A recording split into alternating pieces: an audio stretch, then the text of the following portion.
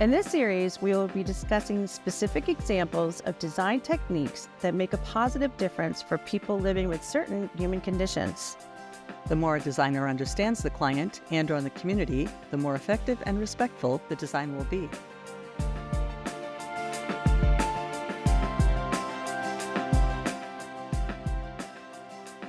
Welcome to Inclusive Designers Podcast. I'm your host, Janet Roach. And I'm your moderator, Carolyn Robbins. We have a terrific, absolutely wonderful episode for you today. Yes, we do. Usually to us, MGD would mean mighty good discussion, but today it stands for Michael Graves Design. Too funny, but yes.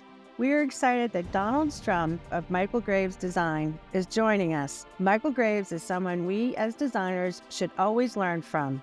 Carolyn, this may be a good time to tell us a little bit about the background of both Michael Graves, his company, and of course, Donald Strum's role in it too. Yes, happy to. Let me tell you a little more about who Michael Graves was and the company that continues his legacy. First, the backstory. Michael Graves is well known throughout the world for design excellence. First in the 80s as the architect who brought a more humanistic approach to architecture and urban planning. In the 90s, his partnership with Target redefined America's expectation that great design could and should be available to everyone. Well, we all remember their famous teapot, don't we? Oh yeah, and we're spilling the tea on the company here. Meanwhile, things changed a bit in the early 2000s when Michael Graves himself became paralyzed. He gained new insight as a patient and realized improvements were needed. He became a passionate advocate for the disabled and decided the company could use the power of design to improve the healthcare experience. Today, his company, now led by his partners, including Donald Strum, is dedicated to continuing and extending Michael Graves' vision into the future. According to their website, Michael Graves Design is now known as the most accessible design brand, and Fast Company named them one of the world's top 10 most innovative companies. Pretty impressive. And Donald will be taking us through how the company pivoted to focus on accessibility and about their successful partnership with Stryker Medical, CVS, and now an exciting new furniture collaboration with Pottery Barn. They continue to create visually beautiful and physically accessible products that support the activities of daily living, or as we like to call them, ADLs. I admit, I am a huge fan of the company and all they are doing. Maybe it's time to let one of my current heroes tell us more in his own words. Totally agree. So now, here is our interview with Donald Strum of Michael Graves Design.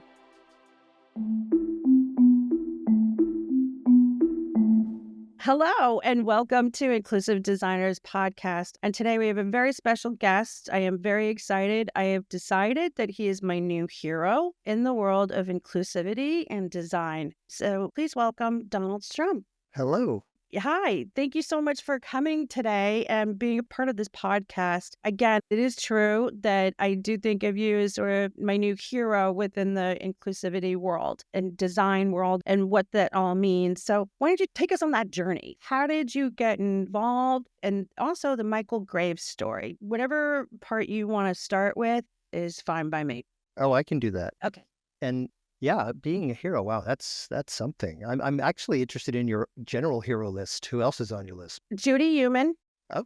And then there's Valerie Fletcher, who's in human-centered design executive over there in Boston. She's another hero of mine within this world. And then there's Meredith Beneziak. Oh, I could go on for a little while. So I might not, but definitely, after talking to you and then finding out more about what you do, I can set it up a little bit. Carolyn came to me with the Pottery Barn inclusive catalog. And I was like, well, first of all, it's about time. But second of all, and more importantly, I was like, we've got to get these people on the podcast. This is big stuff because it really kind of helps to normalize and creates, beauty within the built environment. And I think you guys just do an amazing job with that and the process that you go through. So I want to talk about all of that because I think the listeners want to know sort of the history, but also how you get to those designs and how, in your thoughtfulness and inclusion within talking to the population and making sure that everything is not only beautiful, but functional, but also really quite accessible. So with that, I hope I teed you up well enough. So, Oh, you sure did. I'm just going to take a step off this pedestal. well, you don't have to. That's what I'm here for. I'm here to help to amplify your voice, right? So, Yeah. We need amplification. We need everyone to help to get the word out there because it's a tough word. It's tough to get the message out there and yeah. it's not always sexy stuff, No. you know, Mm-mm. but it's real world problems. Right. So it takes a lot of us to lift it up and let it be known that everyone needs help from time to time. And I use the word health euphemistically, but talking about disability, talking about aging in place, and that became really on my radar over 20 years ago. And I'll mention about that is we talk about accessibility. And the way we describe it is in three parts. But originally, it was cognitive accessibility for us when we were first starting out in doing a lot of product design at Michael Graves' office. And in terms of architecture as well, it was about a reaction to modernist architecture, Right. which a lot of times was so abstract. Products that were being made were so abstract. And in terms of architecture, people didn't know how to find the front door. Right. And that was really difficult. I mean, that should be, On a good day, right. yeah, yeah. Right. So it's because it was like a theoretical exercise. And I would say Michael Graves was very guilty of that in his early practice. Right. He was quite the modernist. Right. And he ended up always finding himself having to explain his architecture to his clients. And he was so charismatic that they just sort of took his word for it. Like, oh, okay, whatever you say, Michael, that sounds great. We'll let's just build it.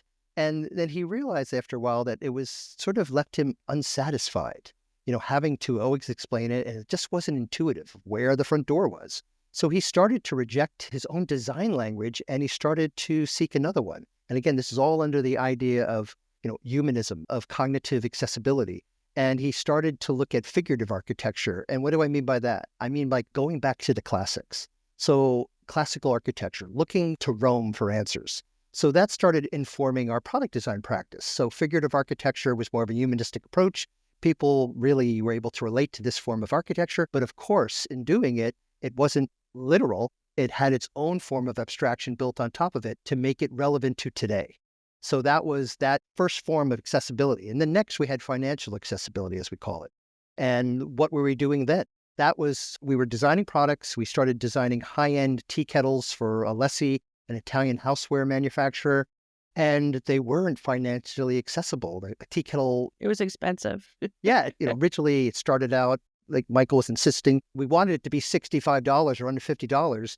And it came out at $65, but then immediately went to $185. And now it sits at about $225 for a kettle.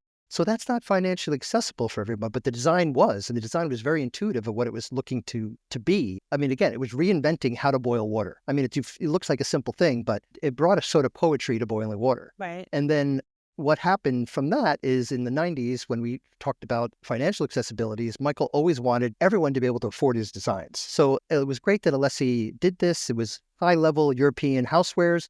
But then we found a friend with Target. And Target decided, well, Walmart is beating us in price. Again, this is 1999, right? Right. You had Walmart was number one, Kmart was number two, and Target was an upstarter and from the Midwest trying to make inroads. And they thought they couldn't beat everybody on price. They could be competitive in price. But what about design as a factor, right? As a differentiator. So they totally embraced design when no one in the United States really was doing that level of design. And they hired us to design the first year in 1999 when it launched 160 products in many categories of housewares and decorative accessories and jewelry and pets, and over the years, we were there for 13 years. It was a huge hit. People, instead of spending $225 for a tea kettle, we did a tea kettle for $29.99. And it was every bit, using all of those benchmarks from our high-end kettle. But here we had the power of the multiple and all these, at that point, factories in Asia able to open themselves up to produce this at a high level, that it just brought the price down. And then everyone was able to afford good design. So we talk about that as a democratization of design that we like to feel we were a big part of. And then the last one, which is where we are right now, and again, it's always evolving, is this idea of physical accessibility. And what I mean by that is, this idea of delight for all, that we were able to experience firsthand in 2003 Michael Graves becoming disabled. Right. It kind of happened overnight. I was taking a trip with him to a market in Europe, Ambiente they called it, and he just wasn't feeling well. And when we came back from that show and spending all that time there, it was like the first time in my life seeing him that he had to take a sick day. This was a man that spent all his time traveling the world to all his projects. At one point he was the most famous architect in the United States, possibly the world, in the late 80s, early 90s. He was top dog. Right. And here he was in 2003 having to go home for a sick day. And that's probably very common for most people, but not for Michael Graves. Right. And I, took a look at this. I'm like, what's going on here? He came back, he just wasn't lucid and he went home. And then the next day, overnight, he was paralyzed from the waist down, just like that. That must have really affected you too, right? Yeah. It was some form of freaky bacterial spinal meningitis. Meningitis. Yeah. Yeah. And he still had use of his hands, but we were right in the throes of Target. Wow. Everything was about this democratization of design. And now we had to address what is going on with our founder. Wow. How are we going to continue on? And it took Michael going through 8 hospitals, 4 rehab centers. He had to get used to his new normal of being in a wheelchair. Luckily, he had the use of his hands, and it took about 2 solid years for him to find his way, for everything to calm down, because there were all these flare-ups still going on where he had to head back to the hospital, head back to the rehab center. Nothing was normal. And then him asking us, is there any way you can put a certain percentage of your time to start working on maybe some disability challenges, and he realized with us that it wasn't about knowing that he was an architect, knowing that he's a designer, now knowing that he's a patient. He was able to really experience the indignities that were going on in these establishments, and very well-known establishments, of what constitutes feeling well. What constitutes healing? What is the healing process? And he thought, I think there could be a better job. And I think I have the ability with my staff to do something about it. So it was just like this, take lemons and turn them into lemonade moment for us. Right. And at that point, I'm like, I don't want to do disability. I don't want to do these type of products. I'm like, I am up to here, up to my... With work anyways, right? And now... Well, with Target, I was loving Target. We designed over 2,000 products at Target. It was going great. That's amazing. We had the executive team's voice. They were always asking, like, Donald, give us that Graves wow factor. What can you do for us? All these different departments are coming to us, like, give us that Graves thing you do. What is that je ne sais quoi of the Graves language? We want that. So I wasn't ready to hear that at the time. Sure. So what it took for me is to spend a little time in Michael's shoes. And that meant get in a wheelchair, Donald, for a week. Now, granted, I had some rules about this. I was in a wheelchair at work. I wasn't in a wheelchair at home. Right. Donald, walk with a cane for a week. Right. But I got the empathetic feeling for it. Right. I understood what that was saying to me and how to see it from his perspective, because I was not willing to for a while. Yeah. And then once we got started, he thought about it. It's like, like going into the hospital and you have these grandiose atriums, right? But where does the healing start? Where does it begin? And it starts in the patient room. So we thought, let's dive in there. How can we make an impact in the patient room environment? So that was big. That was big for Michael because he was being asked to do, some hospitals and rehab centers, but he really wanted to just put that aside and concentrate on these rooms. And what we noticed in the rooms are what? The bed, right? Right. There's the bed, there's a nightstand, there's a recovery chair, like a rehab chair, there's an overbed table.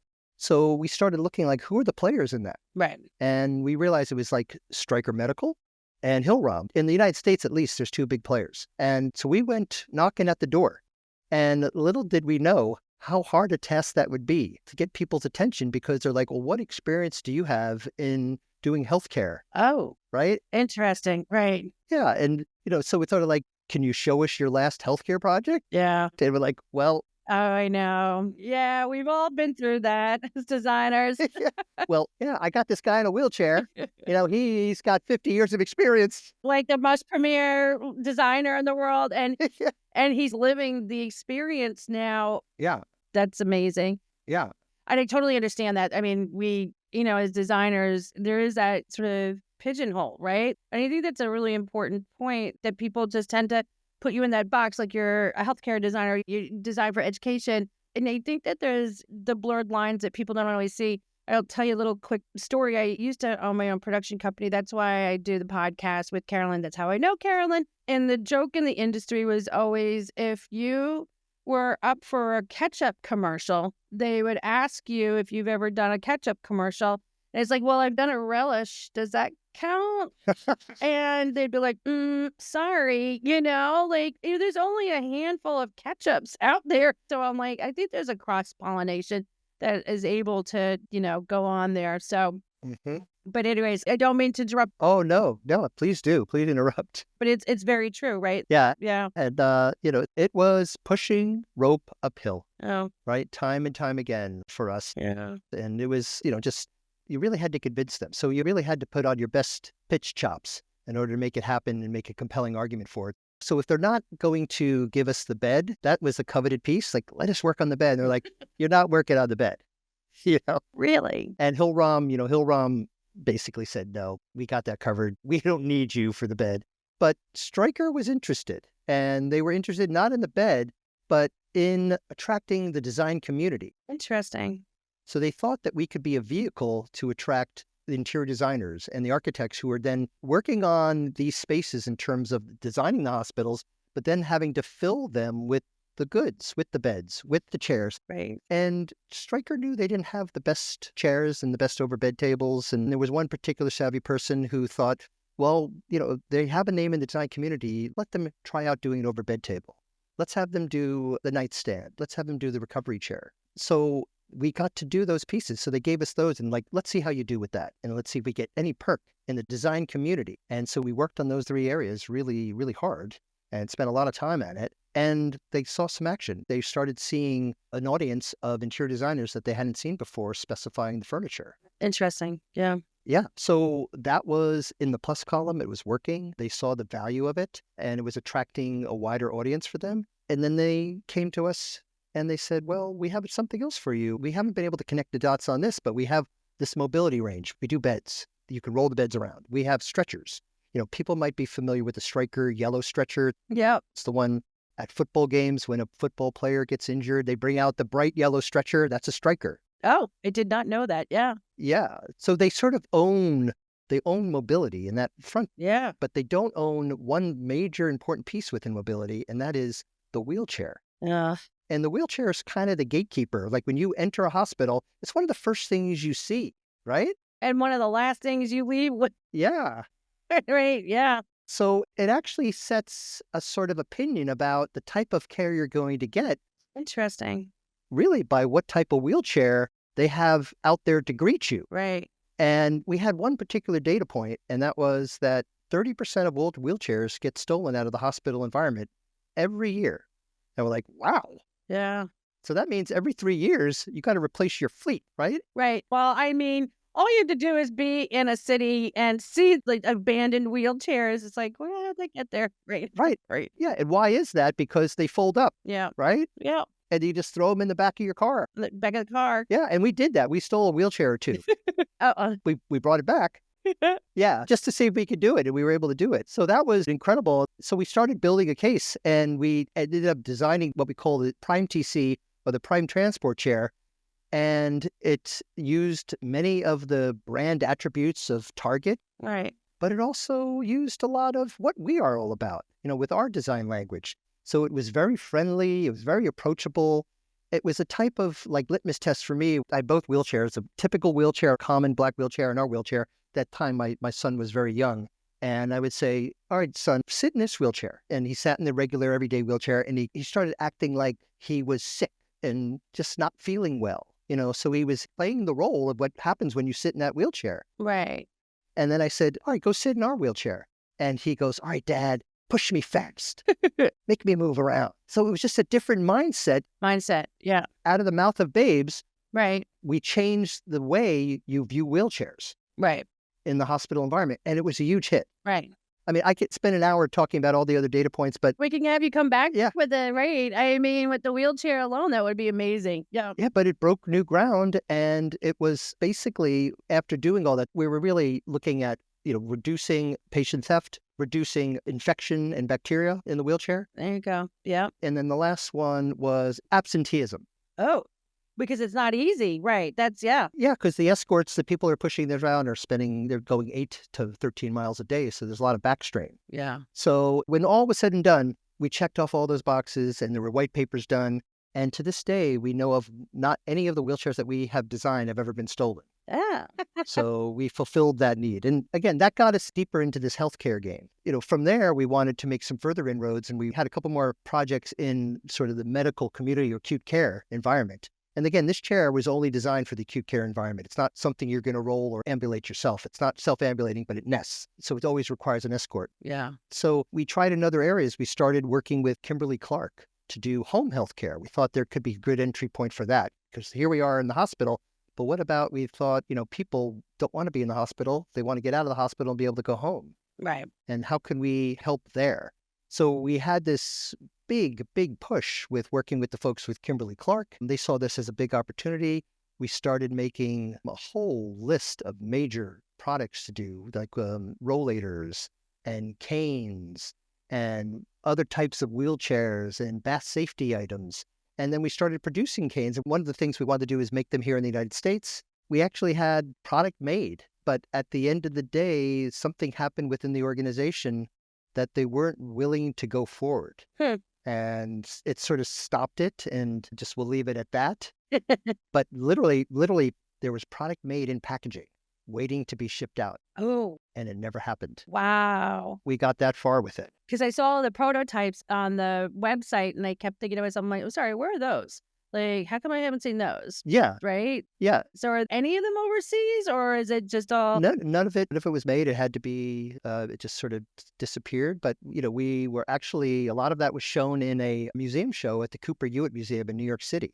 Nice. So it was on accessibility and disability. So we did show some of it. And I think that got us some inroads into some of our other places. Right. So what my point being is you have some success and then you try some other things and it doesn't work out. And it's like 2 steps back. Right. But we have the tenacity that we just wanted to keep going. We just wanted to work in home health care. And also, I just wanted to tell you, I shook off my target notion.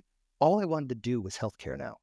As a designer, the reward was so immense to me to do something that I know is going to help so many people that there was just sort of no turning back for me. So it's like, why are we doing this? I would ask. If we're doing this for some other client, like, what's it reason to be? Who's it helping? Right. What's it solving for? It just can't be design for design's sake. There has to be some aspect of efficiency, some accessible notion of who the criteria is for. So that's something that is deep in my ethos now of how I like to work. Well, but I mean, it doesn't matter. It's about the human experience, right? Because it could be something that's a chronic issue or it could be an acute issue. Yeah. And so with that, it does affect everybody. So like you said, I mean, those wheelchairs are sort of like the first things you see and the last things that you come out with. And that could be everything from appendicitis to a hernia. I've had those just recently. And then, pregnancies, breaking your leg, breaking your arm, dislocating your shoulder, all of that stuff. Right. I don't know many people that haven't, or just even cutting yourself. Like I just cut myself over Thanksgiving and I wouldn't stop bleeding. Oh, how'd you do that? I was in the kitchen. That was what happened. Right. It's one of those. That's a dangerous place for you. It's a dangerous place for me. But even as a kid, my parents used to call me the emergency room child because there was always something, you know what I mean? There was always something going on. So I've been in the emergency rooms many, many times in my life, but I'm relatively healthy, but it just goes to show you things happen, right? So like you said, I mean, it really affects like everybody. But anyways, I think it's interesting though, you talk about the setbacks, right? The naysayers, the people that were kind of a little on the fence. That was something that you guys have encountered, but you guys have this tenacity that you were like, you're just going to go forward with it, kind of almost like it or not, right? Yeah. And I think we might have been a little early to the game. Yes, you were. Right? Yeah. And the reason I say that is because for us, we were sort of waiting on the baby boomers, right? So the baby boomers. Yeah. The silver tsunami. Yeah. Yeah, the silver tsunami. Yeah, and at that point, when we were starting to do this back in 2003 to 2005, I mean, we were even knocking on Target store at that time when we were still working for them to start doing some items in their stores. And they just were like, you know what, that sounds fine, that sounds good, but we're not quite ready for that. We'd rather be more fast followers than leaders of this movement right now. And we'll just sort of wait and see. Fast followers. Interesting. Yeah, many of the baby boomers were still in their 40s and 50s. Yeah. Right now, 20 years later, they're in their 60s and 70s and 80s, right? 80s. Yeah. So they're there and they're ready. And what are they used to? They're used to a certain lifestyle. They're used to living a certain way. Yep. They're used to having really great designed things, objects, artifacts. Yep. And, they're not going to put up with anything less. They're not going to put up with something that looks too medical, too institutional, something that it feels additive versus integrated with their lifestyle in their home. So you have to sort of start thinking about that is what are they willing to not accept, but embrace? Well, but they've always marched to their own drummer, right? Mm-hmm. That was sort of like the cornerstone. And they'd also just watch their parents go through all of this. Right, which was the silent generation, right? Right. They didn't complain about anything. Anything you give me, it's great. I'll take it. That's fine. Right. Yeah, I'll just go to the Goodwill store and take a used one. Exactly. Right. This group is not putting up with that. No. No. Yeah. And there was some statistic, and you're probably very aware of this, is in 2030, Americans over 65 will compose of 20% of the population. Yeah. So that's about 72 million people. Yeah. So that's coming in 5 years. Yeah. Right? So that's a big group. At this point in our time, like we're just starting to crest with the tsunami. Do you know what I mean? Like, yeah. And it's going to be a big deal. Yeah. Right. Yeah. So we were looking to see like, well, how could we do something that is integrated versus something that's additive? Because they're just going to figure out they're not going to accept it. So, we started to, again, during this time with Stryker, we're knocking on doors still. We're figuring like who has, this level of exposure or presence. And that was the pharmacies in this country, the CVS's of the world, the Walgreens, even the Walmart, the Rite Aids, there's so many of them within a 5-mile radius of everyone. Yeah. I mean, they become the new convenience stores, or not even the new, they are the convenience stores. Right. So we started knocking on those doors. No one was answering. Doors would be slammed in their face. If it ain't broke, why fix it? Was really the message we were getting. And we're like saying it is broke and it does need to be fixed, but you're just sort of used to making it a certain way and you're not giving people the right choices. Right. And what did we want to do in the pharmacies? We wanted to, reinvent home healthcare products. So that means commodes. Really, again, I use this term, it's horrible product item. Right. To have a commode in your home. Yep. It's like there's nothing sexy about it. No. And it's exactly why I wanted to take it on. It's like why I want to design this. Interesting. Because it's so overlooked. Nobody literally wants to touch it. Yeah. And I'm like, I want that item. I want to reinvent that item. And then there was the shower chair, which can work in the bathtub, can work in the shower, raised toilet seats. Again, it's one of these things, when you see a raised toilet seats in someone's home, that bathroom is now off limits to everyone in the house, right? Because it's stuck on there. And there's no way you're going to pry it off and want to touch that.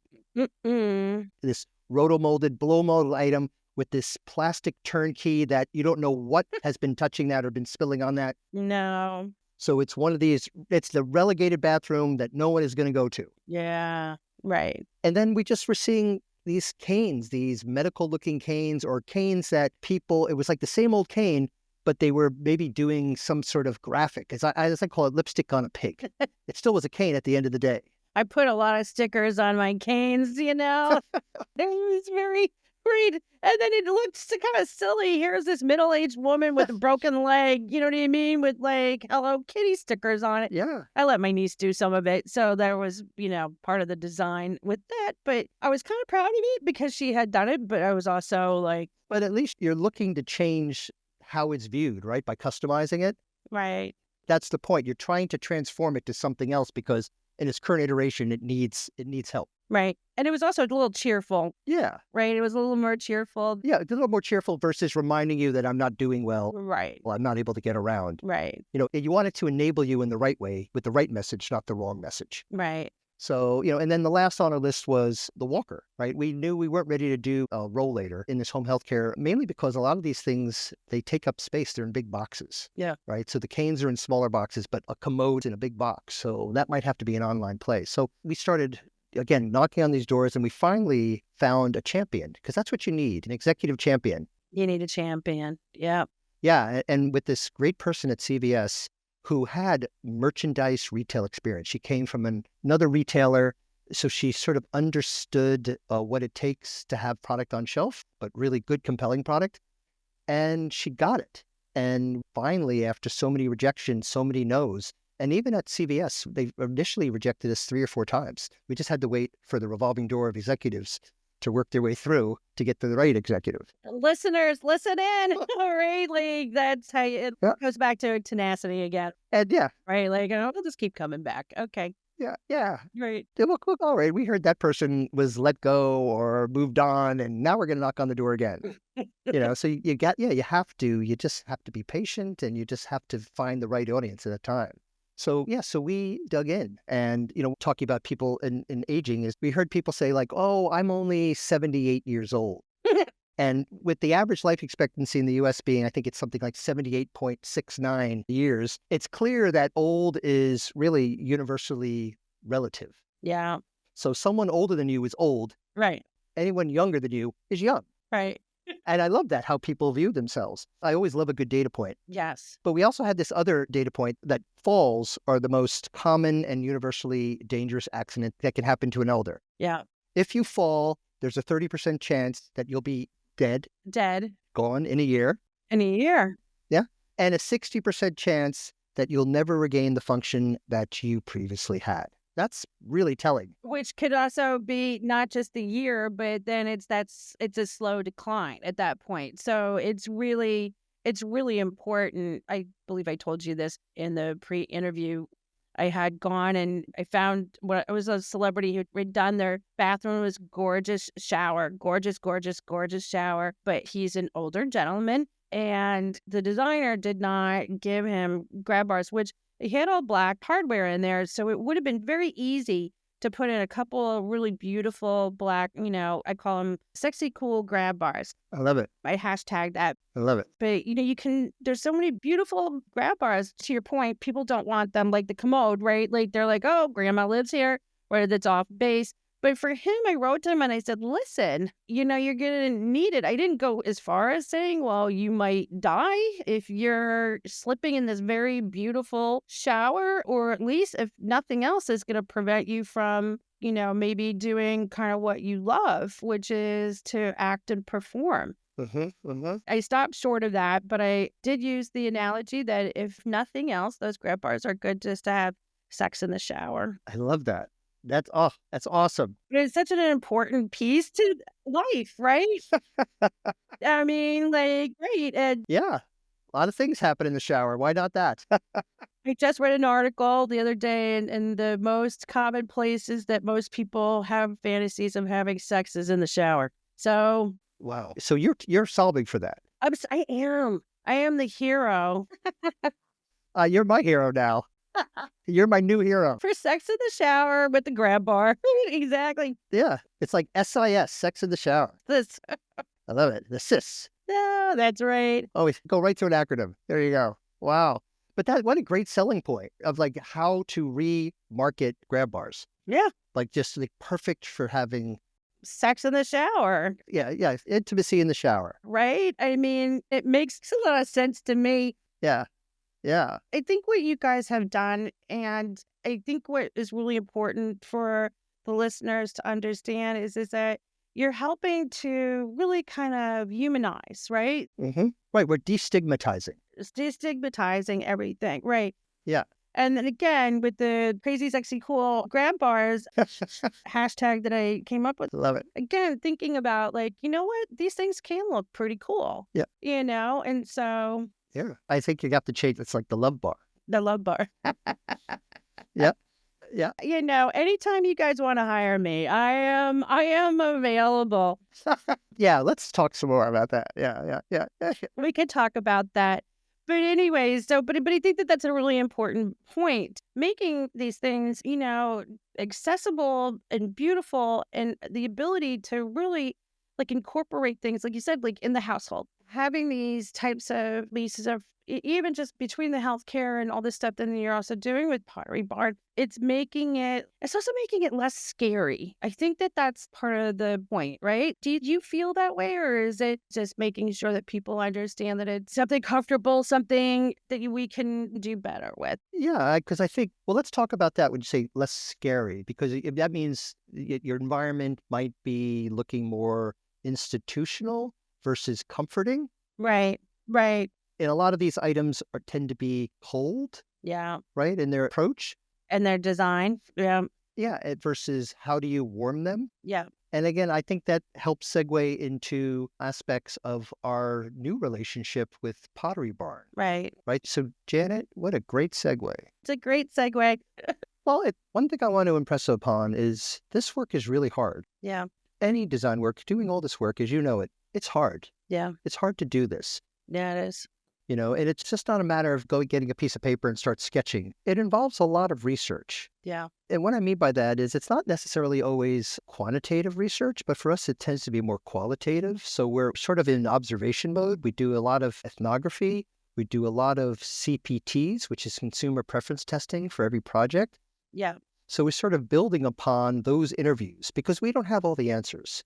It would just be ridiculous to think that we knew everything about these categories. We're always learning. We're always surprised by it. So like when we did Stryker, we went to 40 different hospitals, both here in the United States and in Europe, because they sell in Europe as well. We just wanted to make sure that whatever we're making, it's truly going to be accepted by people. And getting that much closer with people, and talking with people, designing with people really helps reduce the risk that you're headed down the wrong path. And you're doing that more upfront than waiting down the line. Do you understand what I mean? oh, absolutely. Yeah, Because these are big investments. yeah, We're just not doing a cut and sew. We're not like making a sweater or a adaptive clothing where it is cut and sew. What we're doing involves heavy industrialization, lots of tooling, right? To make molds, to do injection molding, to bend metal. yeah, It's fierce and it's loud and it's disruptive. So you would just have to make sure that your research backs it all up. So even when we're working with CBS, we did this high level of ethnography where we went out on the road. We drove up and down the East Coast from New York to Florida, interviewing people in their homes wow. to see firsthand, because many times what people say isn't what people do. Or they might not even remember what it is that they do, right?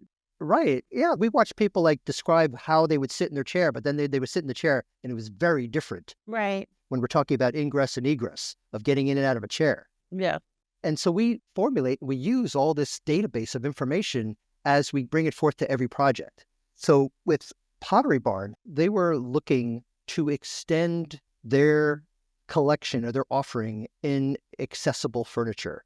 And they had done an initial offering in office furniture several years ago. And it addressed certain issues basically for wheelchair users. And they just basically lifted everything up to a certain standard that people in wheelchairs could get their wheelchair underneath the table. But they weren't satisfied with that. They wanted to do more. interesting. Yeah. Yeah, good for them. So they actually were advertising and they sought out one of my partners because he, was with me, high level research. And they basically were looking to him to see if he wanted to leave our company and join Pottery Barn. Yeah. So I don't think they meant to be poaching, No. but they knew he had high level expertise. And so he said, well, how about not me? How about if I bring our organization into this and we can help you? Because they had a younger staff who really, they hadn't immersed themselves in accessibility. They hadn't done the ethnography. They just didn't have the experience, but they had the will, right? And that's who we were partnering with. So they were very interested in learning how to do this with us. So we were able to convince them, instead of take and rob, take us all. So the Michael Graves Design Group joined forces and partnered with Pottery Barn to take on the next level of the home, knowing that they had done office. Next on the list for them was bedroom. Yeah, Right? yeah, So, we were looking at bedroom. So it was interesting because it had to be done in such a way that it really worked well with their lifestyle brand. It's all about comfort for them. Correct. They're just so good. No one is better than Pottery Barn, I feel, at being able to create that lovable, comfortable home. Yeah. And It's why they've been very successful for many decades now. yeah, they have its comfort, its quality, its style, and its absolute value. Yeah. People look to them to be the leaders. Right. So they wanted us to figure this out with them. And we were used to going in and we're going to design a new type of bed for them and new dresser, new sideboard, new headboard. But that's not what they were looking for. They wanted to sort of prove it out a little bit, similar to what they did with the office, where they took some existing styles because they know how to design. Yes. Their designs are lovely. Right. They're really great. But they wanted to add what we knew about functional enhancements, right? What features could we add to give it a boost? Yeah. Literally, to give it a boost in order to get people in and out of bed, Right. in order to get people to navigate their bedroom, Right. what we call furniture surfing, be able to hold onto the furniture and surf the room. Can I tell you something? I think that's one of them. I don't mean to interrupt, but Oh, no, please do. I can't help myself because I think this is really, looking at the catalog, and a few pieces that really kind of stuck out to me was just putting the CPAP machine and having a little area for the tube, in the back, right? For those of you who don't know, it's for sleep apnea. So it's kind of tucked away so that you're not falling over it at night. I thought that was fantastic. It also helps to remove the clutter, right? The clutter. Yes. The sort of visual pollution that's going on around your bedroom. The visual pollution. And then it also helps that we put some outlets within the furniture. Yes. And what does that help with? That eliminates people bending, reaching over the furniture, bending over to try to find an outlet. Or through the furniture. Or through the furniture. Between the furniture. Yeah, and that's dangerous. That's when falls happen. Yeah. That's where someone bangs their head on the lamp on the way up or knocks over something. Right. And then even in that, we tried to make sure there were safe grab points on every piece of furniture. Right. There was containment. So with that nightstand, you're not knocking something over, or you're, as I would say, my lip balm isn't rolling off. And now, it's a chronic thing. Lip balms always roll off. Right. Just by the way, we're showing up our lip balms. Yes, yes. Right. So we're lip balm people. Okay. And you put it away or you put it down for the evening or the night, it just rolls off your dresser. And you can hear it. Yeah. Boof. And then rolling away, right? Yeah. But do you know how often that happens to people? It's a chronic thing. Yeah. It's a chronic. Carolyn just raised her hand. Oh, yeah. So the lip balm also goes missing quite a bit. So that's the other thing. Yes. And then you got to get down on your knees to start looking under furniture. We're all aware of the rolling lip balm. And so I thought that was ingenious too. And again, these are small things, but if you do a couple of 2 to 3 solutions for every piece of furniture, you have innovation. Right. That's innovation. Right. Right. So, but we're trying to do it quietly. Right on. So what we call it is quietly accessible. Yes. And so at Pottery Barn, they're using their tried and true platforms or design styles, farmhouse style, Sausalito, right? Yeah. Cayman. Yeah. So again, it was like safe grab points on every piece of furniture, containment with seating, enhanced seating, meaning finding the right height so that when you sit down, you can get out of the chair. You're not like sucked into the chair and you can never get up again like some of those sofas out there. Oh my goodness. Yeah.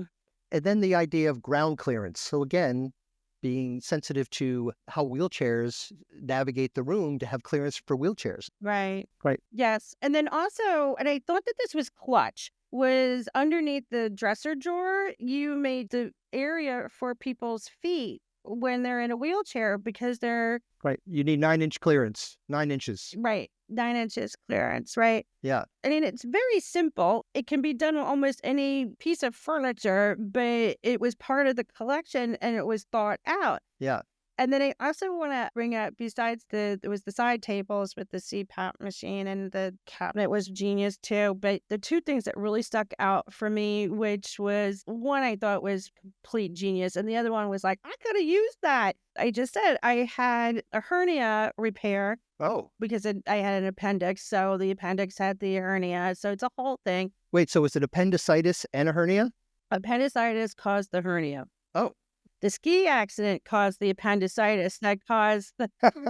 Right. So, right. I mean, it's not just me in the kitchen with a knife, right? Wow. So, I mean, again, emergency rooms, emergency room visits. Wow. You've spent your time in the hospital as well. Yes, I have. And it's funny because I do have, friends who are designers who are in healthcare. They're like, so what was it like? You know what I mean? I know what they mean. They don't want to know, like, what was my care like? They want to know what the physical environment was like. Yeah. So again, that it was incorporated into like the headboard and the sideboards of the bed, and it was Right. There's a grab rail. grab rail, but it's not a rail. It looks just like the bed. Yeah. It looks like it would be incorporated into the bed. Nobody would ever know. And you would not hit your body on it. No. It's at the same level as the mattress and at the same level as the nightstand. So it's not like if you have a glass of water on your nightstand, it's going to bump and you have to raise it up. Yeah. Yeah, we sort of looked at the landscape, Smart. right? All those datum points to make sure that they were even. And again, it's just really looking. Yep. And then there's also a pull and roll side grip that helps you reposition in bed. And that's just like it just looks like a little bump out. So all these things are very quiet. Quiet. Yeah. So if I put the Sausalito bed next to our enhanced Sausalito bed, you wouldn't ever say that's a medical device. No. It's not. No. It's an enhanced piece of stylish furniture is what it is. Right. And then do you know where I think that the Genius Fully came in? I'm sure you do, right? Please tell me. I mean, I loved all of it, but I thought I literally went, wow, when I saw it was having that sturdy chair and having, again, the grab bar behind on the rest of the chairs. Yeah, Because, I mean, people, yeah. It's just acknowledging furniture surfing. Everybody does it. yeah, kids do it. We all do it. Yeah, furniture surfing. It's a thing. Furniture surfing. Yeah, it is a thing. But it also looks beautiful. It doesn't have that like 1970s, block furniture. You know what I'm talking about? They've been in every institution. Right. We were really, really careful that we just weren't sticking on grab bars on everything. Nice. They're integrated. Like even on the dresser, there's what we call grab channels. Yeah. So it just looks like a little trough. It just raises up and it's super comfortable. When you touch it, you don't want to let go. Nice. It feels so good how we manipulated the wood to just give this much comfort to a hand. It's incredible. Right. And it tested so well when we were doing the consumer preference testing. Yeah. We would just sort of bring people over to it and we just asked them a couple questions not relating to it, and they would just sort of grab onto it. They would naturally hold on to the corner, hold the end, Naturally hold it. and that's it. Interesting. And that's just observation, watching where they put their hands. Right. And it just helps you to open the drawers when you're bending over. There's this nice grip in the channel. Right. And then even all the drawers, we made a certain width and we made sure they all had handles, Yeah. I saw that. not knobs. Knobs. Yeah. Because you realize people with hand dexterity issues cannot use a knob. Yep. Anyone with a prosthetic device cannot use a knob. Nope. You need a handle. Yeah. I've got this little beautiful cabinet that, where the lip balm rolls off of every night. It's a beautiful cabinet and I love it, but it's got these two little teeny tiny knobs on the door. And that's where I've got to put the lip balm in there now so it doesn't roll off. But it's hard for me to pull that little sucker out. And it's just because it's awkward. It's just been an awkward, I think, manufactured piece anyways. Yeah.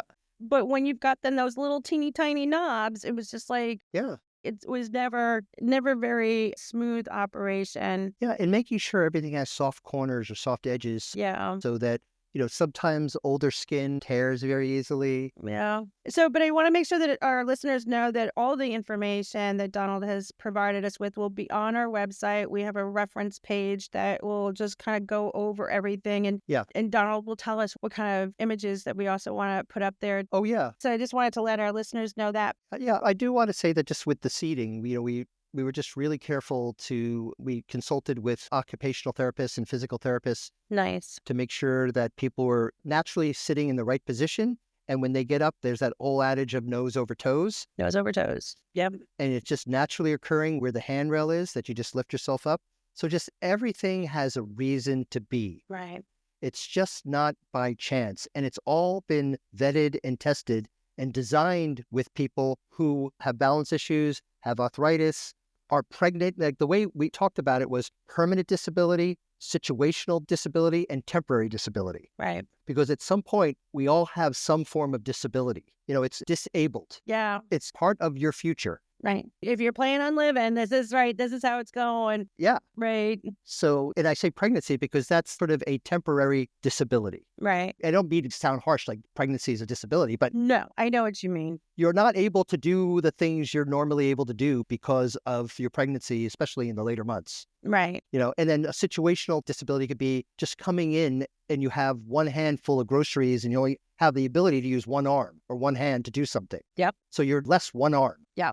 So it's good for all. It's for people who want to make good decisions now in their lives, right? They might not have any issues going on because the furniture just works super, just as it is.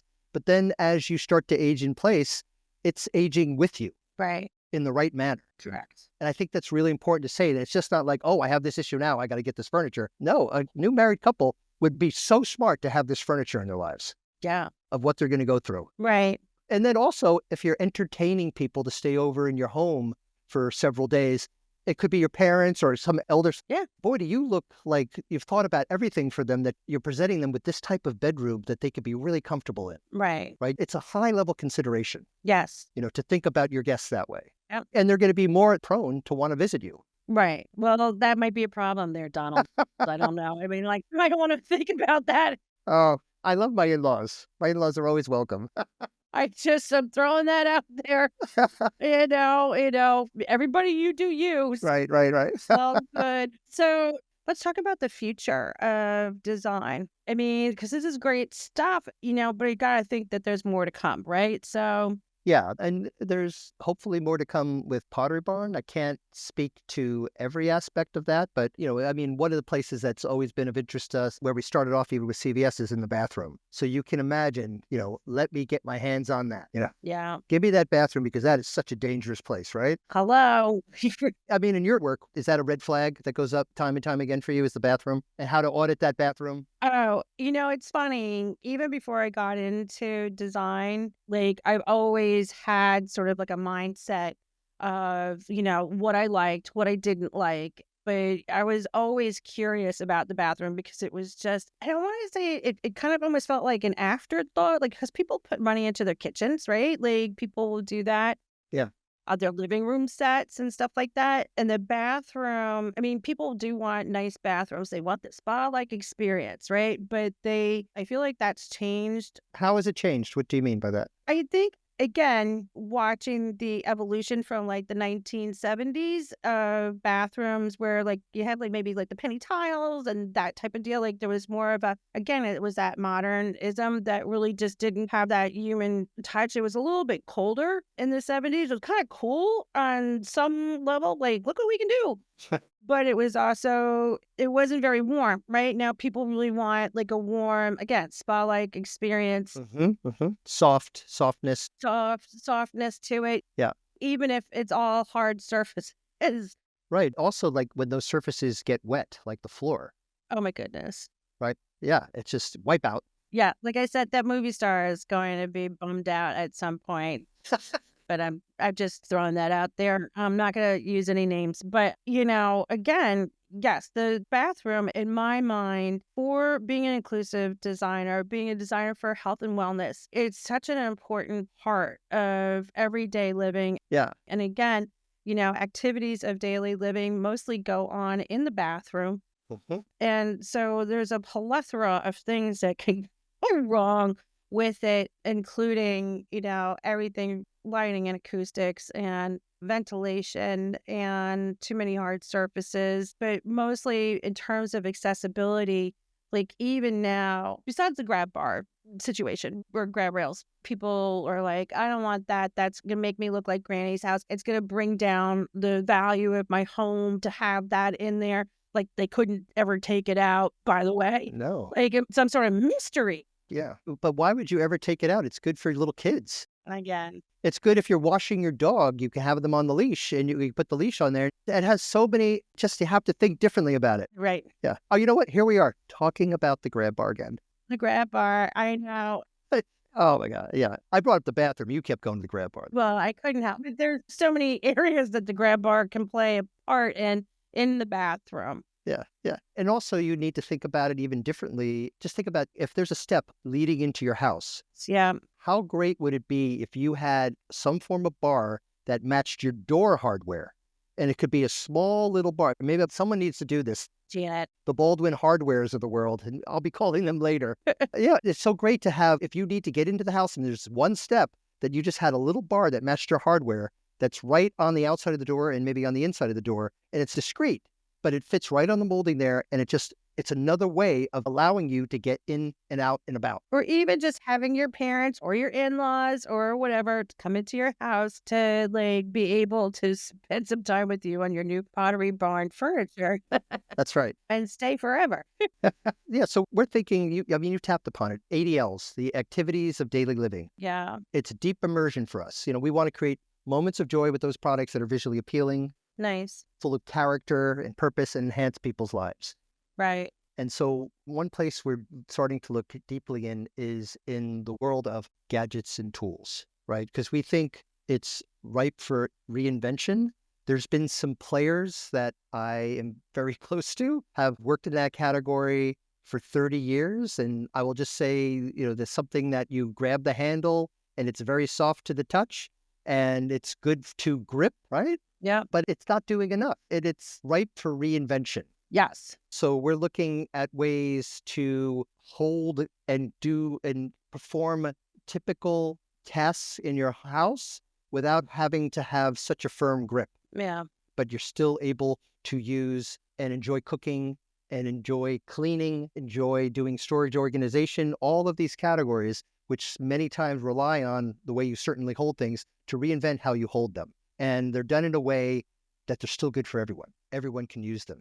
Everybody can use them. Yep. Well, especially going back to the silver tsunami coming, like I've got a lot of friends that are in their 70s, approaching 80s, and to open up a can, to hold a golf club, all of these, and again, it goes down to arthritis and stuff like that, but just to make things a little bit easier and again, beautiful and removing, I guess, the shame of it, right? Like, I think if we start using it for everybody and it's universal, that it doesn't have that same like, oh, I need this product. Yeah. Yeah. The one thing that's unfortunate is I can't always talk about everything I'm working on at the moment because I'm under an NDA. You can always come back, Donald. I would love that. We can talk about the grab bars more and whatever you're doing. Yeah. Oh, definitely going to talk about the grab bars more. Okay. But it's kind of different than, from our architectural practice where you can talk about the building you're working on, right? It's not like anyone's going to copy that. Right. But when you're giving away proprietary information I understand. and that could have intellectual property tied to it, Yeah. Right. you have to talk about it a little more globally. A little bit broader. Yeah. Right. Exactly. Yeah. Right. So again, that does give a reason to come back because everything we're doing has personality, purpose. There's perspective to it. It's sort of the tenets and the philosophy of our design, of how we work. And then I think the other thing that's important that we apply to our design philosophy is the idea of practice. The fact that we are really working industrial designers and product designers. We're just not theorizing about this stuff. We're making it happen. Right. Whether it's with a partner or we're doing it ourselves. Yeah. We're in a unique position to make things ourselves now, which is wonderful. And then the other thing is just possibilities. We're always dreaming. Right. We're always, like you said, you wanted to walk into someone's bathroom to see what's going on in there. And we talk about the what ifs. Right. Yeah. Well, how are we going to do this now? Right. But you learn a lot just by well, why are you thinking about it that way? Why are you holding it that way? Exactly. What are the possibilities of that? Right. So it's the what ifs, it's what we're always asking. We're always looking to do and looking to uncover. It's just about staying monumentally curious. Yeah. And I think that's a great place to leave it, Donald. I just want to thank you so much for coming on Inclusive Desires podcast. Just want to remind all our listeners that we'll have all of this information and more on our website, inclusivedesigners.com. And if there's anything you want to add, Donald, before we leave, if there's like that last little nugget you want to give to designers who will be listening to this, words of wisdom. I think it's really important to figure out what makes you want to get up in the morning, design-wise. Nice. And then we talked about tenacity. Yeah. If you come from a design background, you're going to be thick-skinned anyway. Yeah. I mean, you start to learn about design by doing critiques, right? You go to school and you get a print from a professor, Nobody told me that when I got there. Right, exactly. you're conditioned from the start Yeah. to hear what other people have to say about it, to give their opinion. And then instead of shutting down, Yeah. react to it in a positive way that's going to move it forward. Move it forward. That's the tenacity. That's what you have to do. And just make sure that whatever you're doing, it has incredible value for people. And it appears that that is exactly what you guys are doing. Donald Strum, thank you so much for joining us today. It's been a great pleasure. And please, please, please come back at some point when you can talk about all the other amazing stuff that you're doing. Absolutely. Thank you so much. Great. Thank you.